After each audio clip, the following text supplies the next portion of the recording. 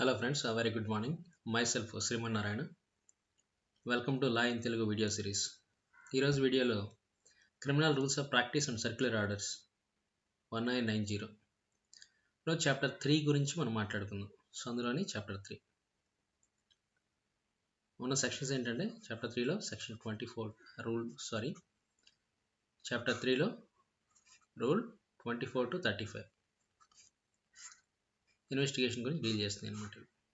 Right, ముందుగా rule 24 చూడండి, receipts of FIR. So ఎఫ్ఐఆర్ని స్వీకరించే విధానం అనమాట, దాని గురించి మాట్లాడుతుంది. Right, magistrate and judges are receiving FIR.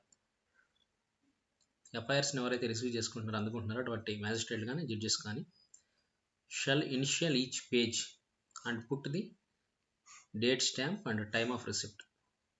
Okay, initial each page, date stamp and time of receipt. The name or number of the messenger shall also be noted. Okay, if the FIR is received by the post, the envelope shall also be initialed and preserved. So envelope ఏదంటే దాన్ని initial వేసి దాన్ని preserve చేయాలన్నమాట.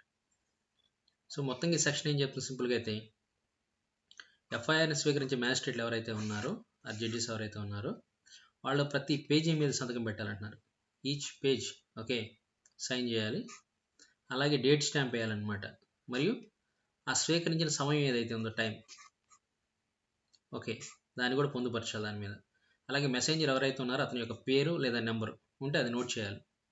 ఒకవేళ post ద్వారా వచ్చుంటే ఆ envelope cover మీద సంతకం చేసి భద్రపరచాలన్నమాట, సైన్ చేసి దాన్ని ప్రిజర్వ్ చేయాలి. ఓకే, కింద చూడండి, the same rule applies to inquest reports and other documents received from the police or other prosecuting agencies.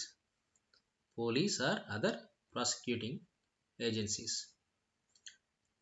So పోలీసులు మరియు ఇతర విచారణాధికార సంస్థలు ఏవైతే ఉన్నాయో ఆ సంస్థల నుంచి అందుకునే అంటే శవ పంచనామా నివేదికలు అంటే ఇంక్వెస్ట్ రిపోర్ట్లు, ఆ శవ పంచనామా నివేదికలు కానీ ఇతర డాక్యుమెంట్లు ఏవైతే ఉంటే అవి వాటికి కూడా ఇదే నిబంధన వర్తిస్తుంది అనమాట.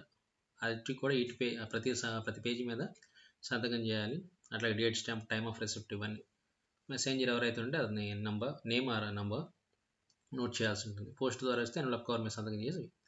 సో పై నిబంధనే ఎఫ్ఐఆర్ కాకుండా ఇంకేదైనా అదర్ డాక్యుమెంట్స్ కానీ ఇంక్వెస్ట్ రిపోర్ట్స్ కానీ పోలీస్ నుంచి కానీ అదర్ ప్రాసిక్యూటింగ్ ఏజెన్సీ నుంచి కానీ వస్తే ఇదే రూల్ అప్లై చేయాలన్నమాట. రైట్, ఆ విధంగా రిసీవ్ చేసుకోవాలన్నమాట డాక్యుమెంట్లు. 24 అది చెప్తుంది రూల్ 24. రైట్, రూల్ 25 చూడండి ఒకసారి ఏం చెప్తుంది. 25, magistrates to insist on the production of the accused and copies of documents. Okay, నిందితులను మరియు ఈ కాపీస్ అవుతున్న డాక్యుమెంట్స్ ఆ పత్రాల యొక్క నకళ్లను ప్రవేశపెట్టమని ఆదేశించడం అనమాట. మ్యాజిస్ట్రేట్ వారు ఆ డాక్యుమెంట్స్ని కానీ అలాగే నిందితులను కానీ ప్రవేశపెట్టమని చెప్పేసి కోరటం, ఆదేశించడం. మెయిన్ ప్రావిజన్ చూడండి ఒకసారి, no order under section 167 of the code of criminal procedure for remand of the accused shall be made. So no order should be made. ఎందుకు? For the remand of the accused. ఈ section కింద no order should be made for the remand of the accused అంటున్నాడు అనమాట. But unless ఎప్పుడు చేయొచ్చు, ఇది condition అనమాట.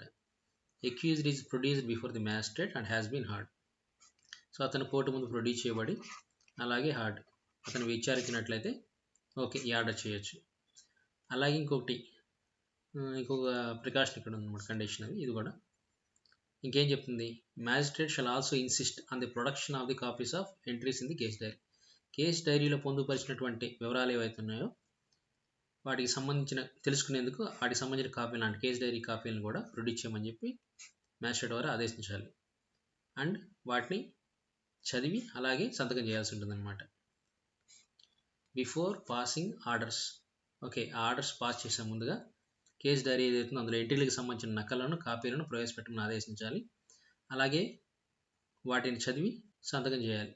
Right, మరియు ఆ పత్రాలను చదివినట్లు and also indicate in the order, ఏ ఆర్డర్ అయితే మనం ఇస్తున్నామో రిమైండ్ ఆర్డర్, ఆ ఆర్డర్లో కూడా ద డాక్యుమెంట్స్ ఆర్ ప్రీడ్యూస్డ్, ఆ డాక్యుమెంట్ నేను చదివానని చెప్పేసి ఇండికేట్ చేయాలన్నమాట, సూచించాలి.